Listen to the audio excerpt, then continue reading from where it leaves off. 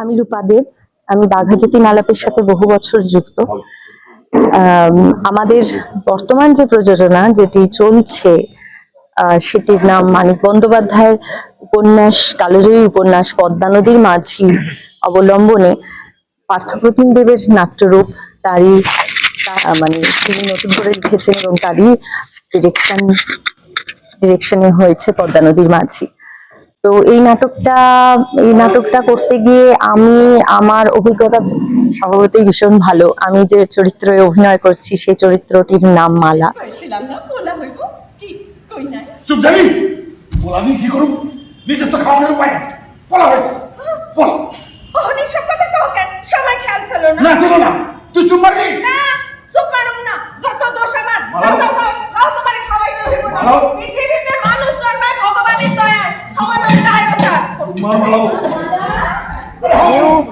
কলকাতায় এই নাটকটি একটি দল করেছেন, তারা প্রযোজনা করেছেন। তারপরে আমরা এই বাঘাযতীন আলাপ থেকে নতুন করে করা হচ্ছে।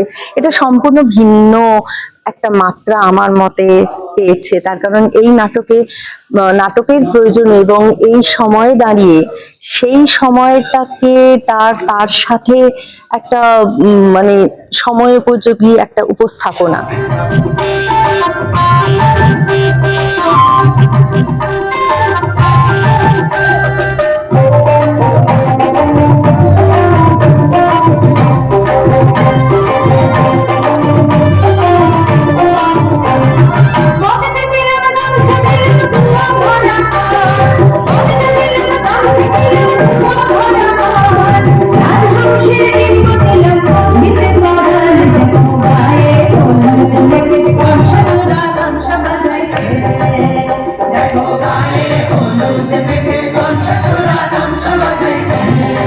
প্রয়োজনে গানের ব্যবহার, গান, নাচ সবটা আসলে আমাদের এর আগেও যে সমস্ত প্রযোজনাগুলো হয়েছিল আমরা একটু মানে এন্টারটেইনড যাতে দর্শকরা হন,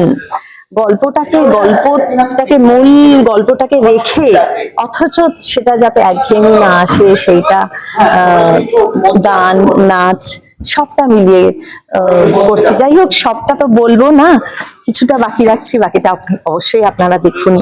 যারা দেখেছেন তাদের ভালো লেগেছে আমরা জেনেছি, এবং যারা এখনো দেখেননি প্লিজ আসুন দেখুন, আমি বলছি ভালো লাগবে। নমস্কার।